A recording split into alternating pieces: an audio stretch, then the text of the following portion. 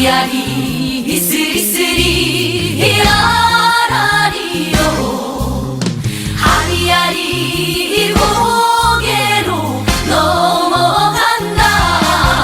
10월 마지막 주에 대전지방법원에서 일어난 사건들을 이야기 드리려고 합니다. 간단하게 이야기 드릴 거예요. 그때 당시에 몇 건의 사건들이 발생했어요. 첫 번째 사건은 뭐냐면 입찰 보증금에 관한 사건입니다. 입찰 보증금을 어느 분이 찾아가지고 왔어요. 수표 한 장으로 찾아가지고 오셨습니다. 되도록이면 이제 입찰하실 때는 수표 한 장으로 입찰하시는 게 좋겠죠. 이제 많이 입찰하시는 분들은요, 이제 1,000만 원짜리나 이렇게 하고 찾아가지고 나눠서 입찰하셔도 돼요. 대신에 입찰 금액은요, 조금 더 넣는 건 상관이 없어요. 그렇지만 적게 넣는 건 안 됩니다. 입찰 무효가 될 수 있으니까 주의하셔야 되는데, 이번 사건은 정확하게 넣었어요. 넣었는데 문제가 뭐였냐면 수표를 찾으면서 은행에서 이제 발급을 받았을 거 아니에요. 그때 은행의 직인이 찍히지 않은 거예요. 그 은행 직원의 이제 실수도 있었겠지만 1등을 댔는데 입찰 무효가 돼버린 거예요. 은행 직원 실수, 그리고 본인도 실수예요, 말하자면. 왜냐면 본인도 확인을 한번 하셔야 됩니다. 은행 직인이, 은행 지점장 있잖아, 이름 있고 그 옆에 도장이 찍힙니다. 그 도장을 있는지 없는지를 꼭 확인하셔야 돼요. 도장이 찍히지 않은 수표는 수표로 인정하지 않는다라고 생각하시면 되겠고요. 입찰 무효 사건이 일어나는 것이 있고요. 또 하나는 경매법정에 보면 우리가 입찰표를 제출할 때요, 몇 시까지 제출하죠? 보통 대전지방법원은요 11시 반까지 제출을 하셔야 돼요. 10시 반부터 11시 반까지 입찰 봉투를 받습니다. 그런데 가끔 보면 어떤 분들이 입찰 봉투를 제출을 해야 되는데 11시 반까지 다 못 써가지고 제출을 못 하시는 분들이 있고요. 11시 반 막 맞춰가지고 막 뛰어오시는 분들이 있어요. 저도 그런 적이 한번 있거든요. 그러니까 조금 서둘러서 오셔야 돼요. 11시 반 입찰 경매법정에서 종을 치는 순간, 그때부터는 입찰 봉투를 절대 받지 않습니다. 주의하셔야 되고요. 또 하나는 이제 금액을 작성하는 거예요. 입찰 가격을 작성하실 때 보면 가격에 맞춰가지고 이제 내가 쓰고자 하는 가격을 쓰는데, 보통 사람들이 뒤에다가 999 뭐 이렇게 막 쭉 달잖아요. 요즘 그렇게 다는 분들이 있고, 어떤 분들은 999에 다느니 내가 1원을 더 써서 위로 올려버리겠다, 그래서 0000 이렇게 씁니다. 저도 요즘은요 0000으로 써요. 위로 올려가지고 999 쓰느니 위로 올리거든요. 아니면 그냥 뭐 뒤에다 꽃다리를 달아요. 뭐 25만 원이든 뭐 50만 원이든 꽃다리 다는데, 마침 제가 뭔가를 입찰을 들어가면서 꽃다리를 안 달았어요. 뒤를 하나도 안 다른 거예요. 000으로 썼습니다. 동점이 나와버린 거예요. 이 동점이 나오면 동점자가 앞으로 같이 나옵니다. 나와서 다시 입찰표에다가 금액을 다시 작성하는 거예요. 그 중에 높게